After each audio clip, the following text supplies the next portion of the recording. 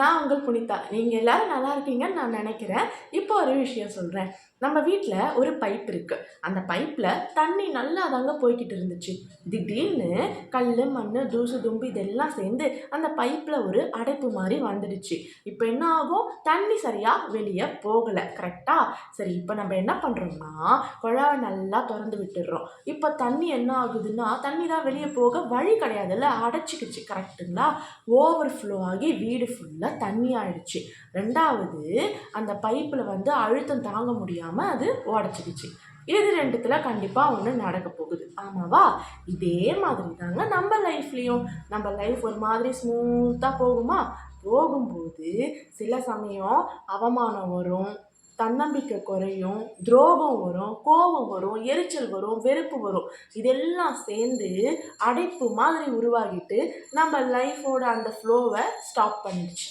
கரெக்டாக? இப்போ நம்ம என்ன பண்ணுறோன்னா, எப்படியாச்சும் நம்ம வாழ்க்கையில் போராடணும், வாழணும், ஜெயிக்கணும், இது இருக்குது, அது இருக்குது, இந்த கமிட்மெண்ட், அந்த கமிட்மெண்ட்டுன்னு இது எல்லாத்தையும் நம்ம வந்து என்ன பண்ணுவோம்? சேர்த்து வச்சுப்போம். இது எல்லாமும் இருக்குது. இதுக்குள்ளவும் நம்ம போராடணும். அதே சமயத்தில் அவமானம், வெறுப்பு, துரோகம் இதெல்லாமும் நம்ம மைண்டுக்குள்ளே ஓடுது. ஒரு பக்கம் வாழணும், ஒரு பக்கம் அவமானம், துரோகம். இப்போ இது ரெண்டுத்து கூடவும் போராடினா எப்படி பைப்பு உடச்சிக்குதோ அதே மாதிரி தான் நம்ம மண்டை வெடித்து பைத்தியமாக தெரிய வேண்டியது தான்.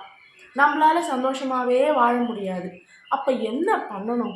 பைப்பில் இருக்கிற அடைப்பை தூக்கி போடுற மாதிரி நம்ம மைண்டுக்குள்ளே இருக்கக்கூடிய அந்த அவமானம், நம்பிக்கை துரோகம் இது எல்லாத்தையும் தூக்கி போடணும். கரெக்டாக? சரி, அதை எப்படி தூக்கி போடுறது அப்படின்னு பார்த்தீங்கன்னா, ஒரு விஷயம் உங்களுக்கு சொல்கிறேன். இப்போது என்னை ஒருத்தர் அவமானப்படுத்திட்டாங்க. கரெக்டுங்களா? இப்போ நான் என்ன பண்ணுறேன்னா, என்ன அவங்க அவமானப்படுத்திட்டாங்களே, ஐயோ அவமானப்படுத்திட்டாங்களே, அவமானப்படுத்திட்டாங்களே, இதையே நான் நினச்சிக்கிட்டு இருக்கேன். கரெக்டாக? அவங்க வந்து என்கிட்ட வந்து மன்னிப்பு கேட்டே ஆகணும். அவங்க ஒரு நாள் என்கிட்ட மன்னிப்பு கேட்பாங்க பாரு அப்படின்னு நான் புலம்புனேன்னு வச்சுக்கோங்களேன். இதில் அர்த்தமே கிடையாது.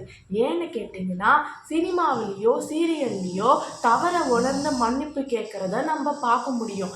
ஆனால் நிஜ வாழ்க்கையில் யாருமே யாருக்கிட்டேயும் மன்னிப்பு கேட்க மாட்டார்கள். எழுதி வச்சுக்கோங்க. ஏன்னா நான் தப்பு செஞ்சிட்டேன்னு யாருமே ஒத்துக்க மாட்டாங்க. உணருவாங்க, ஆனால் நேரடியாக என்ன பண்ண மாட்டாங்க? ஒத்துக்க மாட்டவே மாட்டாங்க. என் மேலே தான் தப்பு, நான் தான் தப்பு செஞ்சேன், என்னை மன்னிச்சிடுன்னு நிஜ வாழ்க்கையில் யாரும் சொல்ல மாட்டாங்க. அப்புறம் நம்ம புலம்பி என்ன பிரயோஜனம் சொல்லுங்கள்? நமக்கு தேவை நாம் வாழணும், நாம் நல்லா இருக்கணும். புரியுதுங்களா? அதனால அவங்க தவறு உணர்ந்து வந்து நம்மக்கிட்ட மன்னிப்பு கேட்பாங்க நம்ம நினைக்கக்கூடாது. ஸோ என்ன பண்ணணும்? அவமானப்படுத்திட்டு அவங்க எங்கே தெரியுமா போனாங்க? அவங்க வாழ்க்கையை அவங்க பார்க்க போயிட்டாங்க. கரெக்டாக? அவங்க நல்லா தான் இருப்பாங்க. ஆனால் பாதிக்கப்பட்டது நான் வந்து அவங்க திருந்தணும்னு நினச்சா அது என்னோட முட்டாள்தனம் இல்லை. நான் என்ன பண்ணணும்? அவமானப்படுத்திட்டானா அவன் போகிறான், அவனுக்கு என்ன தெரியும் என்னை பற்றி? என் கூட அவன் எவ்வளோ நாள் பழகிட்டான் என்னை பற்றி தெரிஞ்சுக்கிறதுக்கு? அவெல்லாம் ஒரு ஆளா? எனக்கு ஈக்குவலாக அவன் என்னை பற்றி பேசுகிறதுக்கு அப்படின்னு நான் என்ன வந்து உயர்வாக நினச்சிப்பேன். அப்போ அவன் பேசினதெல்லாம் சம்மந்தம் இல்லாத பைத்தியம் வளர்த்துட்டு போகிறான் அப்படின்னு நான் நினச்சிப்பேன். கரெக்டுங்களா? ஸோ எல்லோரும் நான் அந்த மாதிரி நினைக்க சொல்லலை. நம்மளை நம்ம உயர்வாக நினச்சோம்னா நம்ம மற்றவங்க பேசுகிறத வந்துட்டு நம்ம அப்படி தான் திங்க் பண்ணுவோம், பெருசாக எடுத்துக்க மாட்டோம். அப்போ என்ன ஆகும்? அந்த அவமானம் நம்ம விட்டு ஒதுங்கிடும், கோபம் ஒதுங்கிடும், எரிச்சல் ஒதுங்கிடும். அவங்க தெரியாமல் பேசிட்டாங்க, தெரிஞ்சுதான் பேசுனாங்கன்னு வச்சுக்கோங்களேன். ஆனால் நம்மளை பற்றி சம்மந்தம் இல்லாமல் தானே பேசியிருக்காங்க.